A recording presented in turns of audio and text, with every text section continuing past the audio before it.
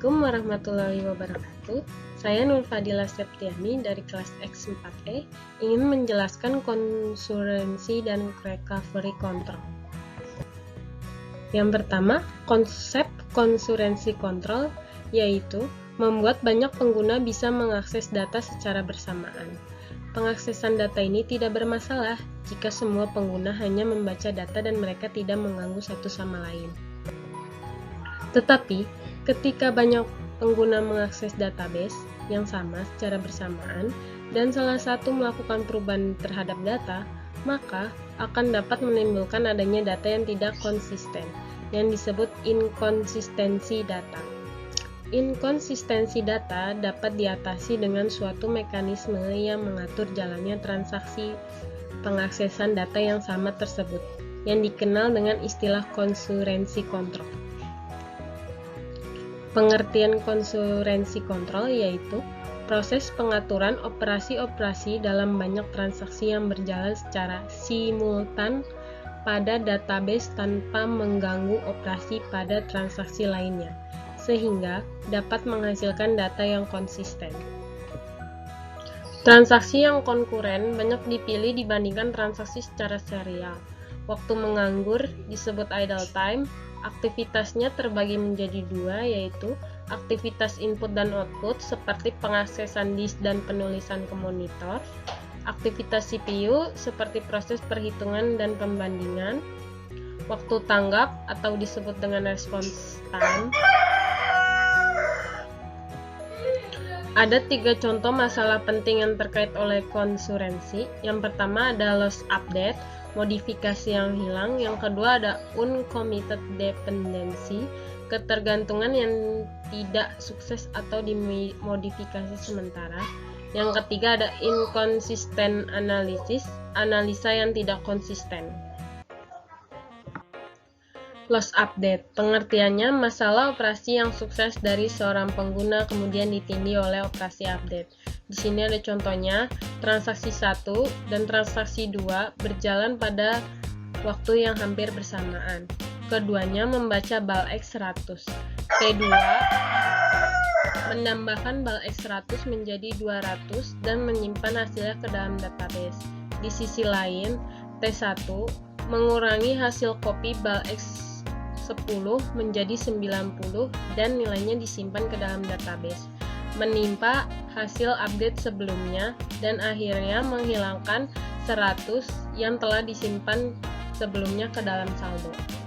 Kehilangan update transaksi T2 ini dapat dihindari dengan mencegah T1 membaca nilai dari BALX sebelum update transaksi kedua selesai.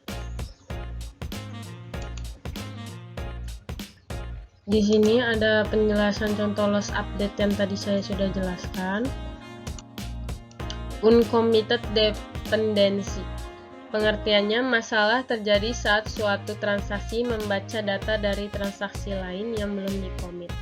Contohnya, T4 mengubah BALX menjadi 200, namun T4 membatalkan transaksi tersebut sehingga BALX harus dikembalikan ke nilai asalnya yaitu 100. Pada saat itu, T3 telah membaca nilai BALX yang baru sebesar 200 dan menjadikannya nilai dasar sebagai pengurangan 10, sehingga memberikan saldo yang keliru sebesar 190 yang seharusnya adalah 90. Nilai BALX yang dibaca T3 ini disebut dengan dirty data. Alasan rollback tidaklah penting, namun masalahnya transaksi ini gagal sehingga mengurangi saldo rekening yang seharusnya tidak dikurangi. Di sini ada penjelasan contoh uncommitted dependency yang tadi sudah saya jelaskan. Inconsistent analysis, pengertiannya masalah terjadi saat satu transaksi membaca beberapa nilai, tetapi transaksi kedua pada waktu sama memodifikasi nilai tersebut. T6 sedang berjalan bersama T5.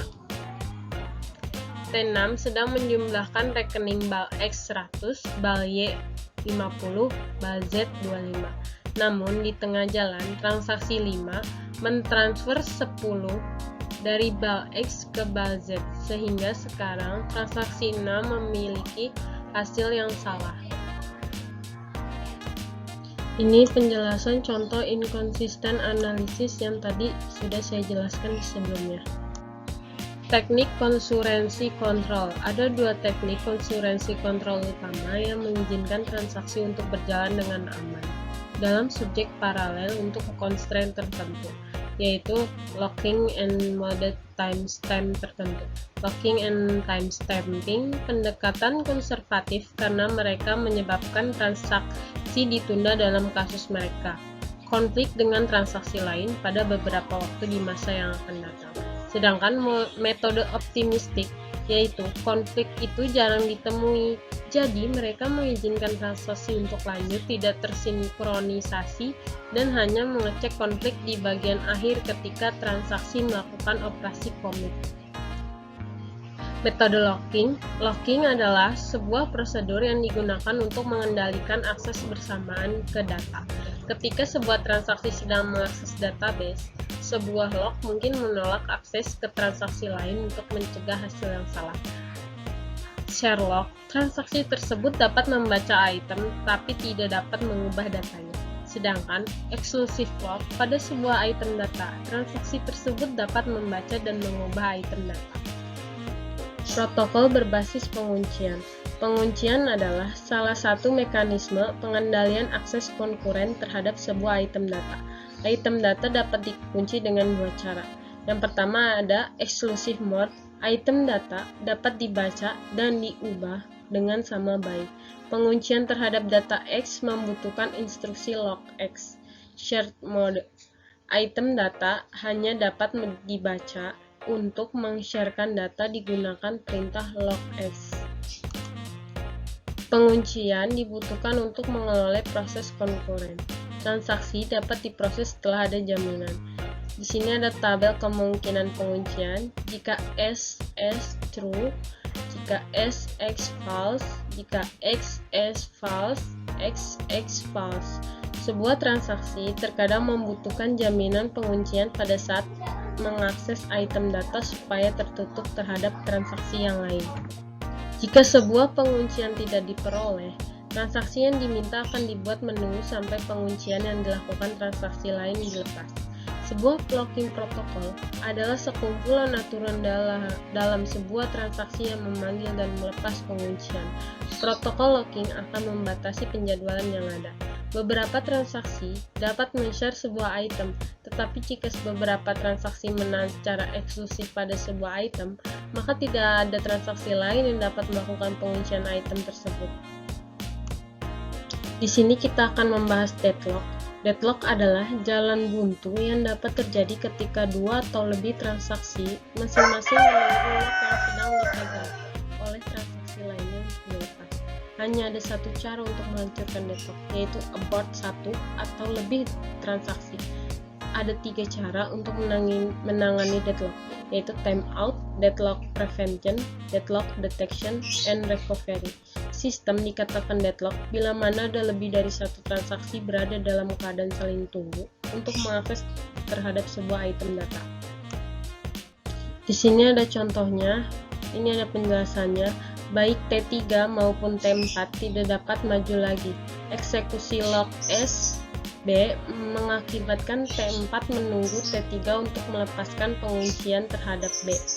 Sementara eksekusi lock X A mengakibatkan T3 menunggu T4 melepaskan penguncian terhadap A. Kondisi ini disebut dengan deadlock. Untuk mengatasi masalah ini, T3 atau T4 harus dirobek dan melepaskan kuncian. Strategi pencegahan deadlock. Ada dua skema pendekatan dalam mencegah terjadinya deadlock. Yang pertama menggunakan skema wait die non-preemptive. Ketika transaksi TI membutuhkan sebuah item data yang sedang dipegang oleh TJ, TI diperbolehkan menunggu hanya jika ia memiliki timestamp yang lebih kecil dari TJ. Jika tidak, TI akan dibatalkan. One wait preemptive, ketika transaksi TI membutuhkan item data yang sedang dipegang oleh TJ, TI diperbolehkan menunggu jika ia memiliki timestamp yang lebih besar daripada TJ. Jika tidak, TJ akan dibatalkan. Dalam kedua skema white die and white won white, transaksi yang di rollback akan memulai dengan timestamp asal yang selalu meningkat, sehingga suatu saat transaksi yang di rollback akan memiliki nilai timestamp yang kecil. Oleh karena itu, tidak akan di rollback terus-menerus. Skema berbasis timeout. Sebuah transaksi yang membutuhkan penguncian akan menunggu selama batas waktu yang ditentukan. Dengan demikian, deadlock tidak akan terjadi. Sederhana adalah penerapannya, tetapi memungkinkan terjadinya starvation, misalkan adanya transaksi yang memang lama mengeksekusinya. Deadlock recovery. Ketika deadlock terdeteksi, yang pertama kita jalankan proses rollback pada satu atau beberapa transaksi untuk lepas dari kondisi deadlock. Pilih transaksi dengan resiko yang minimum. Yang kedua, tentukan pula sejauh mana transaksi harus di rollback. Yang ketiga, starvation dapat terjadi jika sebuah transaksi selalu dijadikan korban yang akan dikenai jika ada proses deadlock. Caranya, dengan melibatkan jumlah proses rollback yang dialami sebuah transaksi sebagai faktor biaya. Tahapan penguncian, aturan ini menjamin terjadinya konflik serializable. Yang pertama ada fase bertumbuh. Transaksi dapat melakukan sejumlah penguncian, tetapi belum melepaskan satu pun penguncian. Yang kedua ada fase pelepasan. Transaksi mungkin melepas kunci, atau transaksi belum melakukan penguncian yang baru. Titik dalam schedule di mana transaksi tersebut telah mendapatkan penguncian akhir disebut lock point transaksi. Locking dua fase tidak menjamin terjadinya deadlock. Ada dua, strict to pass locking. Dengan mekanisme ini dikehendaki bahwa semua penguncian dengan mode eksklusif dari sebuah transaksi harus tetap dipegang hingga transaksi berada dalam status berhasil sempurna. Yang kedua ada rigorous to pass locking yang menghendaki semua penguncian, eksklusif maupun share, tetap diterapkan hingga transaksi committed.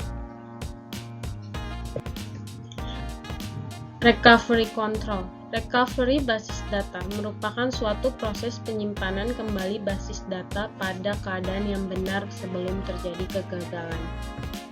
Ada beberapa penyebab kegagalan recovery control. Yang pertama ada kerusakan sistem akibat kesalahan pada perangkat keras atau lunak menyebabkan kehilangan memori utama. Yang kedua ada kegagalan pada media. Media tidak dapat dibaca menyebabkan kehilangan sebagian dari penyimpanan sekunder. Yang ketiga ada kesalahan pada perangkat lunak. Kesalahan logika yang mengakses basis data menyebabkan satu atau lebih transaksi mengalami kegagalan. Yang terakhir ada sabotase, kerusakan pada data, fasilitas perangkat lunak dan keras yang disengaja. Terima kasih atas pengertiannya. Dan mohon maaf apabila ada kesalahan kata dan pelafalan dalam mengucapkan kata-katanya. Assalamualaikum warahmatullahi wabarakatuh.